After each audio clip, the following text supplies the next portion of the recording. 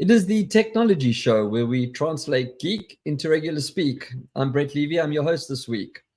So I've been a little bit missing in action, and that's kind of what today's show is all about.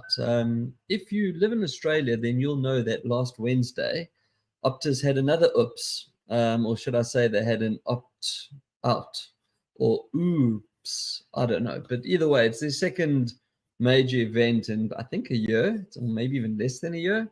There was a data breach with like 4 million people's data lost. And now, last Wednesday from 4 in the morning till late arvo or early evening, it was about 16 hours. If you were with Optus, you were offline. And I actually couldn't do the show last week because, well, I'm on Optus, both my phone and my home internet. So there's a valuable lesson to be learned here, which is this is what the technology show is all about. So I'm going to share some wisdom. Don't buy bulk and save, because you often get more than you need, and more often you don't actually get a saving. More about this later on the show, but more importantly, when it comes to tech, don't bundle and save. So I am, or rather was, on Optus for both my mobile phones and my internet. Clever? No. So last Wednesday, I found myself, well, like 10 million other people, waking up, having no email, no social, no daily start. I couldn't find out the news. I play a brain training online-based game every day called Wordle. I've actually spoken about it before in the Are You Game section. No Wordle. I couldn't even ask Google what the weather was going to be. Not that I'm that lazy, I can't open the curtain, but I couldn't ask what my schedule was going to be because there was no internet. Now, that's okay, right? I could just use my phone. So I slid off the Wi-Fi and waited for 4G to come on, or 5G, no, 4G in my house. And all I saw was SOS.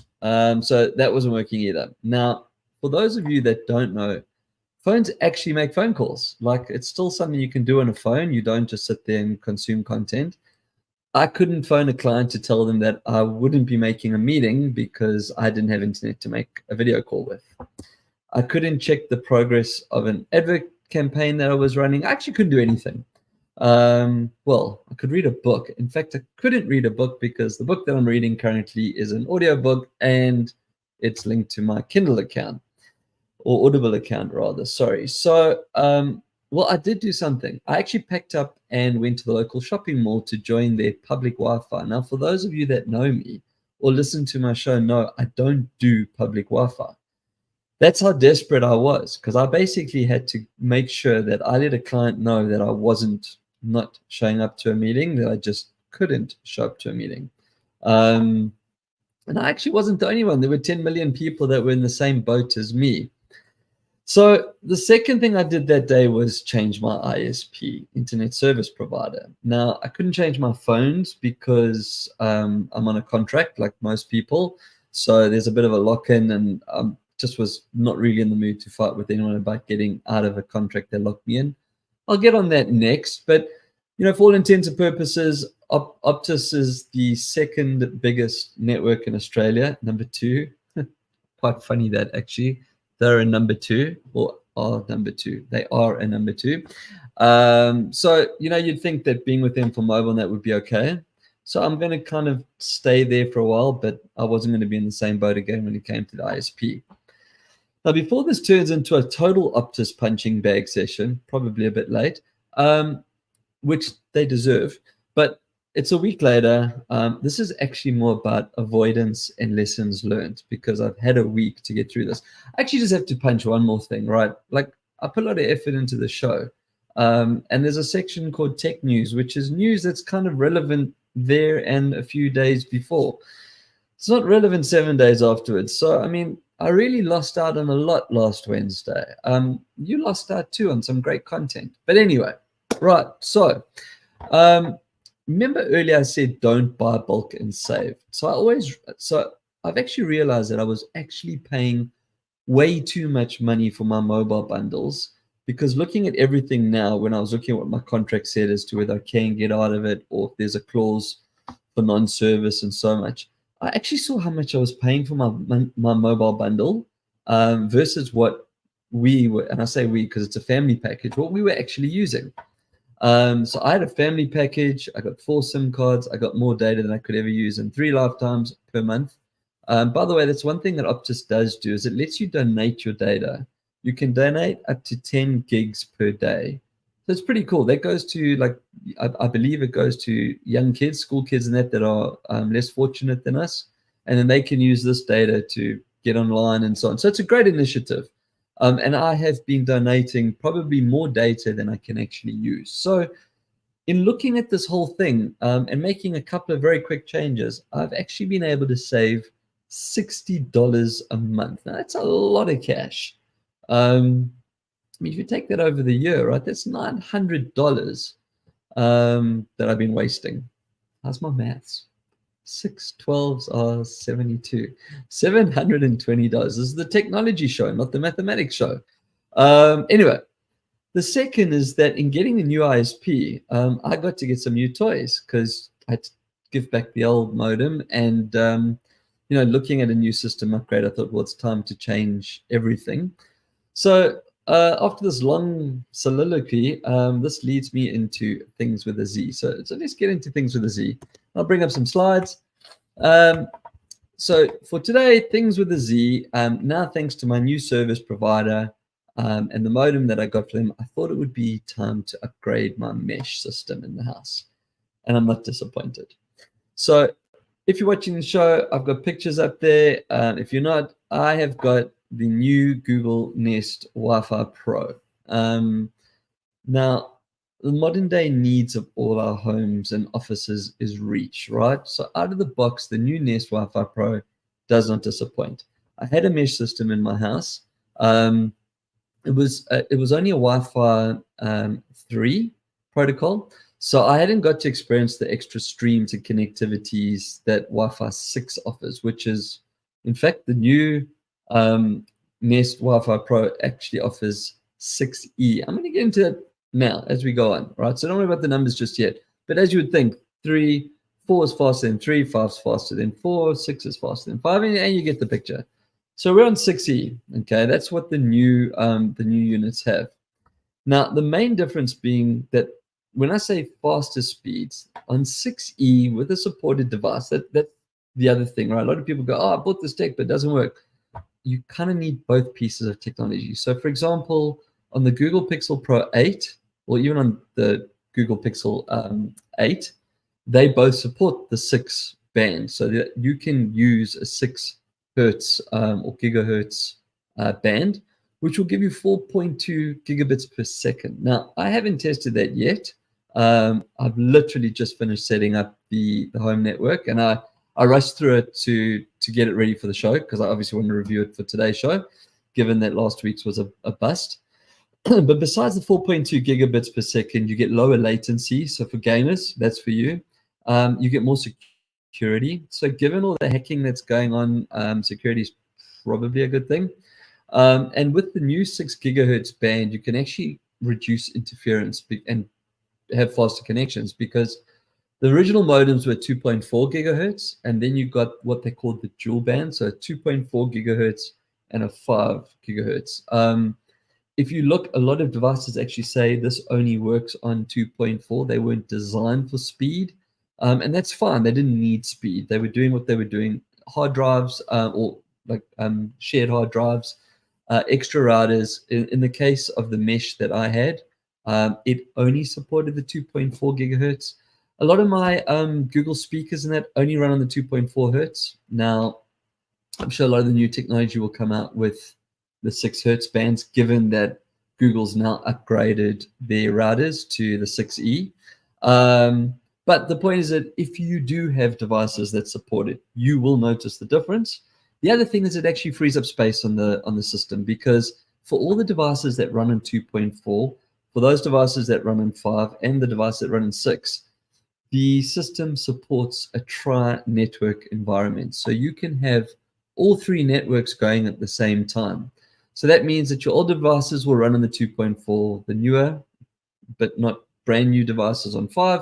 Anything that's come out in the last 6 months, phone-wise or peripheral-wise, has probably got a 6, maybe even 7 ready support as well. So yeah, I now have a snazzy new mesh network. Runs faster, but there must be more, right? Well, there is.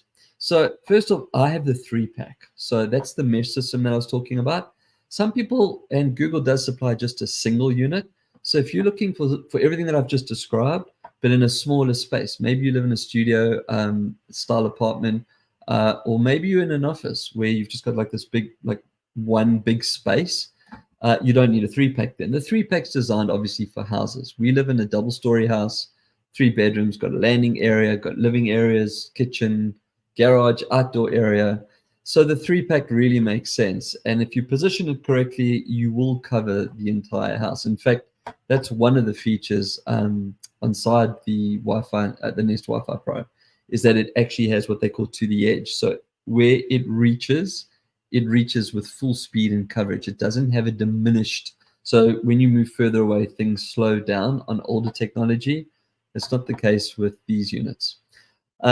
As with all things Google, home centric, the Nest Wi-Fi Pro is no different. Open box, plug in one of the routers to your modem, place the others around the house, and build the network.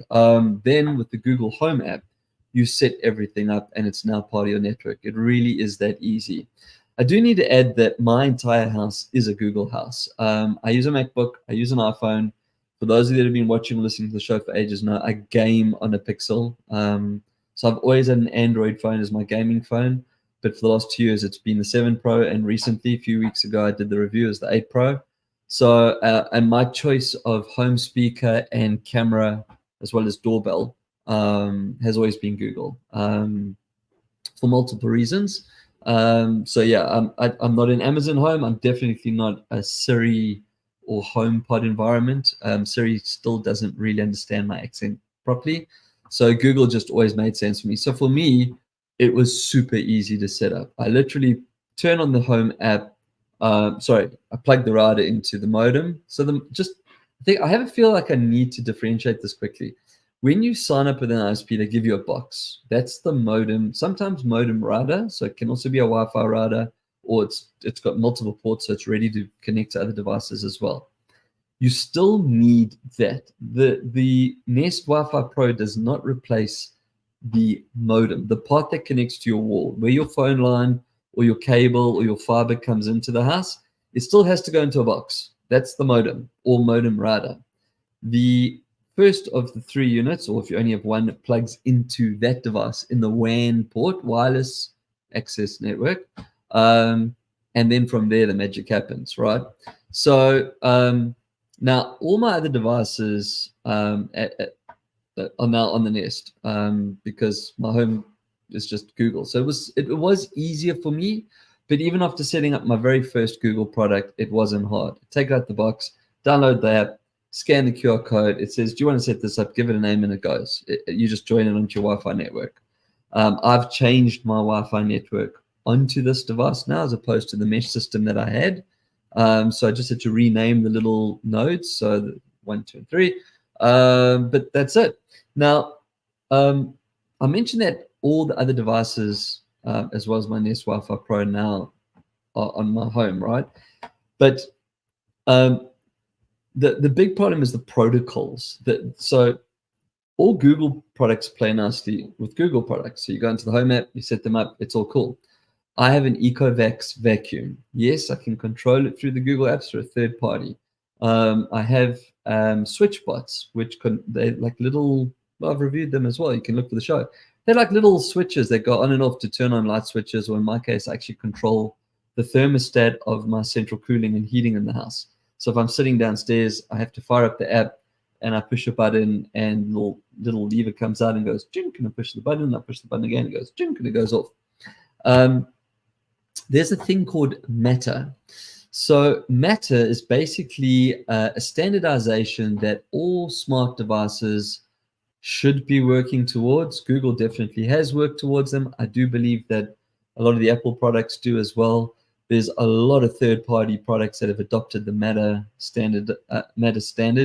And the idea behind that is that if you don't have a Matter ready device, so let's go back to the SwitchBot that I have. I don't know if SwitchBot is Matter ready. I believe it is. But if I wanted to control the switch bot using my voice, i.e. my Google Nest, I had to buy a little hub.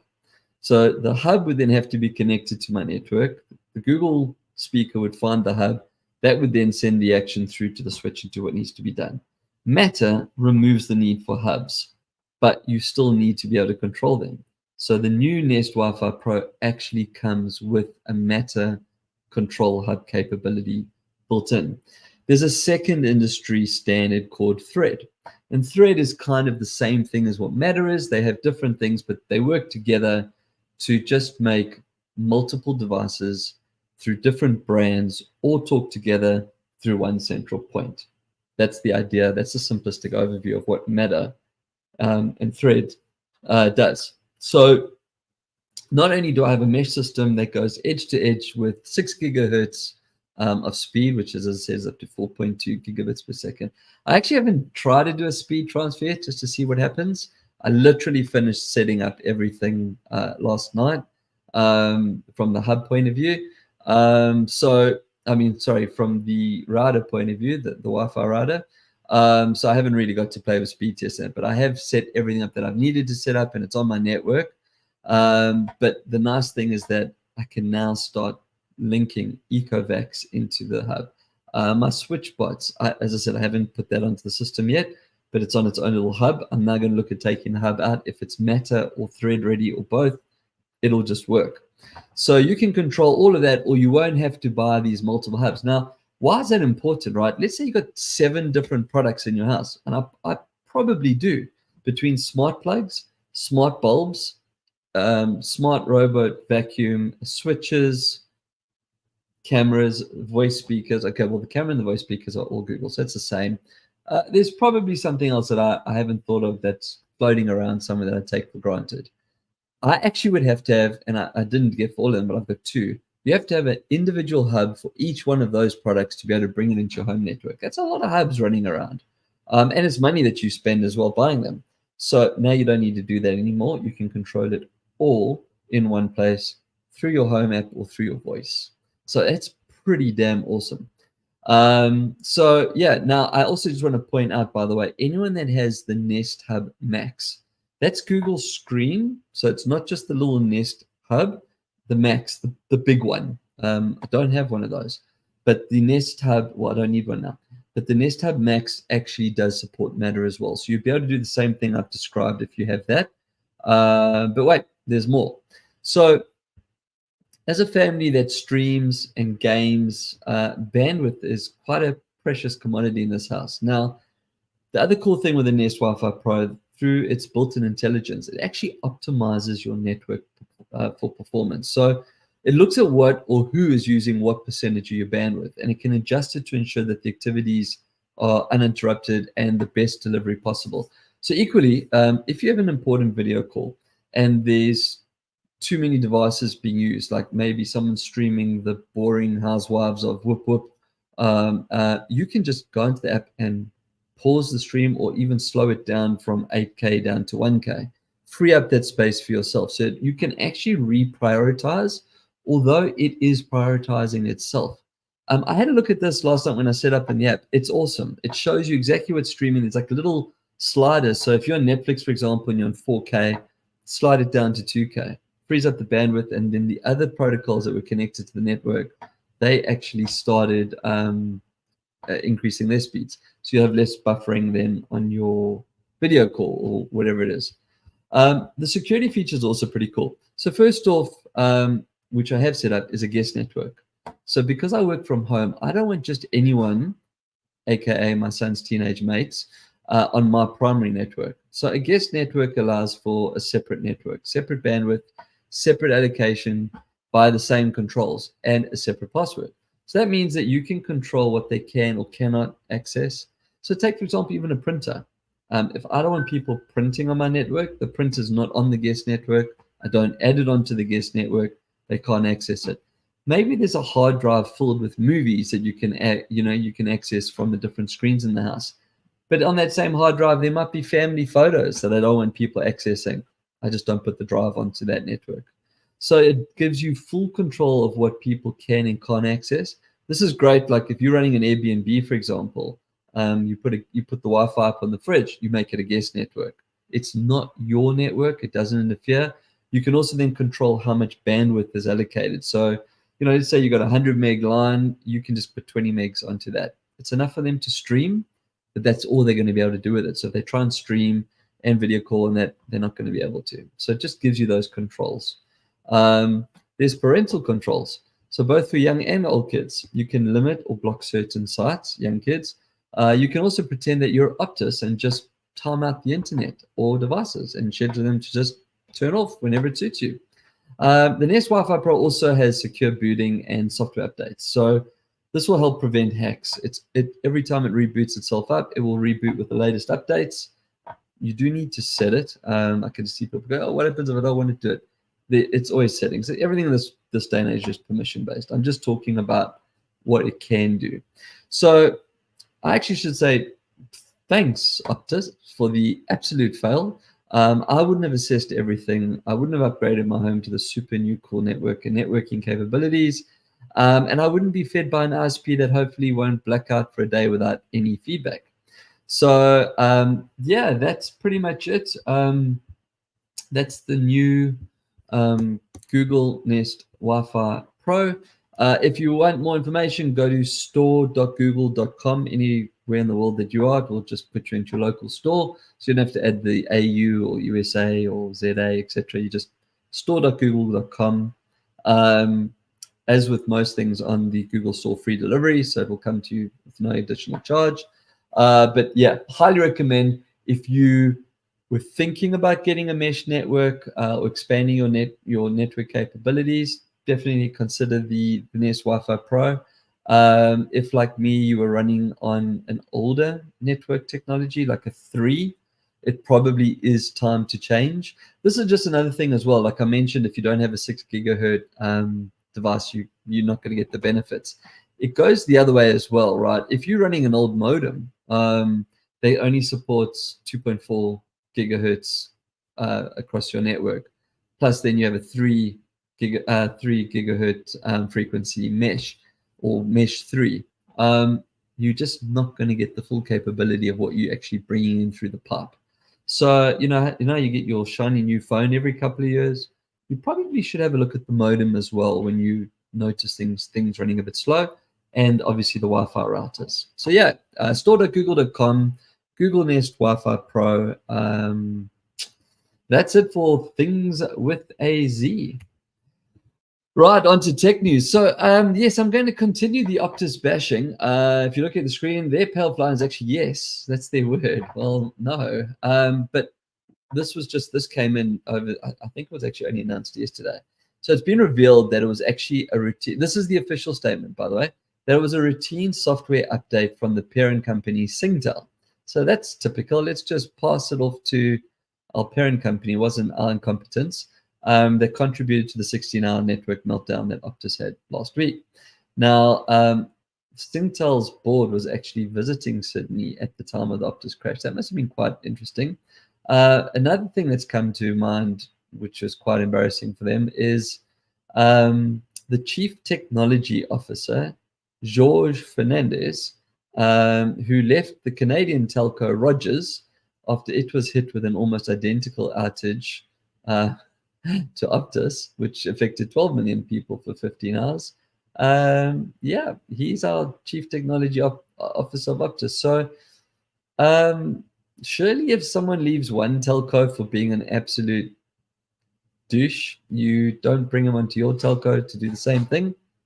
Just thought maybe HR, people and culture, whatever your title is, maybe you want to have a little word with your CTO, or maybe you want to just start advertising for a new CTO, because I'm sure his head's going to roll now. I mean, that's 2 for 2. What else do we have? Things with a Z, or sorry, tech news. Okay.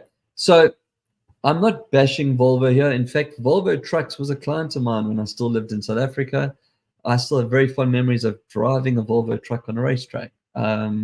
This is not about bashing Volvo. So Volvo electric truck has claimed the record for the longest Australian trip, which was from Brisbane to Canberra, which is 1,185 kilometers. I have no idea what that is in miles. you do the maths, or rather better still, come across to the metric system. Now that's cool, but it had to be charged fully 4 times, as its range is only 300k. So that's nearly 1,200 kilometers, 300k range. Now, the counter argument is that Australian law requires a driver to rest for 7 hours after driving for 12. I'm talking about long haul trucks, okay? So the rest times will be used for charging during this trip. Now, that's great. And I said, I'm not bashing Volvo. I'm not bashing anyone for this matter. I'm just talking about whether we're ready for long haul EV, okay? The trip only takes just over 13 hours to drive from Brisbane to Canberra. If you had a petrol, it would never be petrol. If you had a diesel truck with 2 drivers, they could share the shift. In fact, most of these trucks have a sleeping bed in them as well. So you could have 2 drivers only driving 6.5 hours each. So it's within the 12-hour non-rest requirement period, and they'd be able to get there in 13 hours. If you need to fully charge every 300 Ks, and you equally don't want to drive the truck until it's empty and you're nowhere near a charging station. So you probably have to have 5 stops then, because you're going to charge where you can. I don't know how long it takes to charge a truck. It probably is more than a car, given the size of the batteries that are needed. It's probably like a 20-hour trip. I didn't see in the article how long it took them to actually do the trip, but that's like almost double the time it takes for a diesel to get there. So I don't really think we're ready for long haul. Well, we're not ready for long haul, long distance driving EV, full stop. The hybrid model still makes sense, and probably why petrol cars and diesel cars are still very important to us. Next up are Roblox. Okay, so if you know what Roblox is, well, I can't believe that, but if you know what Roblox is a game very similar to Minecraft, where you build these, you're in this big open world, or you can call it a sandbox, and you're just using blocks and 8-bit style like Minecraft, and I hope you know what Minecraft is. You can build stuff. It's come a long way. Roblox was very simplistic. It was kind of like you started on Roblox and then progressed to Minecraft, but very quickly they caught up and they started doing some cool stuff, and could play games and build stuff inside Roblox the same as you can in Minecraft. So they just announced Roblox Connect, and this is video calls via the avatar that you have in the app. So this is great, except for the fact that the only people that I know that play Roblox are kids. I mean, I know there's adults that play it too, but there's also adults that dressed up in kids' cosplay costumes. So we're talking about main players of Roblox are kids. Now, this is a huge market, right? So Roblox and Minecraft being predominantly kids, is it just me, or does anyone else not really want their kids talking to strangers, like even if they're in avatar over Roblox? It kind of just strikes me as like a predatory invitation. So yeah, I'm not sure how it's going to work. They've announced it. I don't know if it's actually live. I don't play Roblox. Never really played Roblox. I don't think I've actually even been into a Roblox app. So yeah, video calls with someone's kid through a kid's building block game. I don't know. I was just looking. I didn't do an Are You Game segment this week. I am actually reviewing a game that I'm not really ready to talk about yet, because I'm still playing, and there's some other things involved with the games, and I'm playing in that as well. I have incredibly exciting news on the esports space. I'm just going to say stay tuned. Like, it's signed and it's sealed, but until we start doing the first thing that needs to be done, I'm not going to jinx it and talk about it. So stay tuned. I will share, definitely. You, the loyal audience and listeners, will be one of the first people to hear about it when I'm ready. It's imminent, maybe a week or so, maybe even the next show. But yeah, so Are You Game? I don't have any cool games. What I can tell you is that, as expected, it's Christmas time. There's some amazing games coming out there. Please support the indie game developers. You know, a lot of indie game developers go on to become the main game developers and the studio leads at the big studios of the games that we love. And they won't get there unless they build their own cool games and people notice their games and therefore headhunt them or acquire their businesses. So yeah, please support indie game developers. Go into Steam, look at the indie game sections. Yeah, you're going to maybe pay $20, $30, and the game might not be as good as another game from a big publisher for $20 or $30, but you are supporting an independent developer, and I think that's pretty cool. And the ecosystem needs it if it wants to grow. That would probably take me then to the end of the show. So we've got Q&A, and I just want to see if there's anything that's come through. Yeah. Oh, okay. Yeah, here's a cool one. All right. So, hey, Brett, I want to get a new iPhone and trade in my old one because I can't afford the price of the new one. LOL. Yeah, the new one's expensive, right? New 15 Pro is what starts at like $2,000. I don't have an iCloud backup.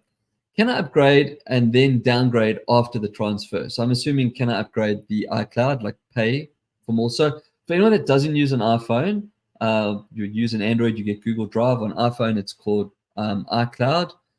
They give you Apple gives you 5 gigs free, and then if you want more, you got to buy it. As I said, same as Drive. So I'm assuming that's what you mean by can I upgrade and then downgrade after the transfer? The simple answer is yes, but the question is why? So Apple actually provides a very cool service. They give you free temporary iCloud storage for this exact reason. So if you go to your settings, scroll down to the bottom where it says transfer to phone, you'll see there's an option that says something like set up temporary iCloud. You can also visit, give me a second. I saw this. You can also visit, you can really see this is unscripted and live, right? You can visit prepare.icloud.com. So prepare.icloud.com, and that will show you what you need to do and where to go on your phone to do it. So what that does, just a quick note, right? That will give you as much storage as you need. If you've got a terabyte on your phone, it'll give you a terabyte. You'll be able to upload everything into the cloud temporarily, and then when you get your new phone and you sign in with the same iCloud ID, Apple ID, you'll be able to bring everything back down again. However, please listen to this part carefully, right? First of all, you will need to be on the latest operating system. Apple's quite pedantic on things like that. So if you're on 15 or early 16, it's not going to work. The option's probably not going to be there. You need to be on 17, number one. Number two, you will lose this backup once the transfer is complete. I feel that's so important. I'm going to say that again.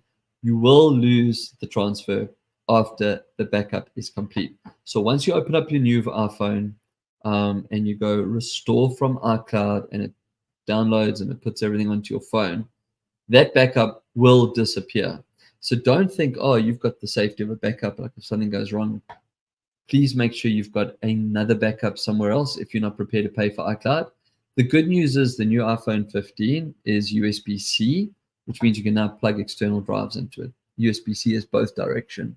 So you'd be able to get an external drive, back up your phone to the external drive if you didn't want to have iCloud, and then obviously put the drive somewhere safe. So yeah, it's definitely worth looking at, but don't be put off by that reason. A lot of people don't realize that you can actually trade your iPhone in and then put that towards the cost of the new one. And there's some good deals. If you look at some of the telcos, if you look at Apple, there's really good deals in trading in devices. I actually know this, and that's why I had I had to just look through my messages. I've actually just helped my mother-in-law get a new phone, and we did exactly the same thing. She didn't have iCloud. We did temporary update, temporary download, but we traded in her old iPhone. So you have to obviously give it to them just to reduce the cost of the new one. So yeah, hope that answers the question. That means that if we've done Q&A, there's nothing else to do except for say goodbye. So until next time, keep your screens clean and your knobs shiny.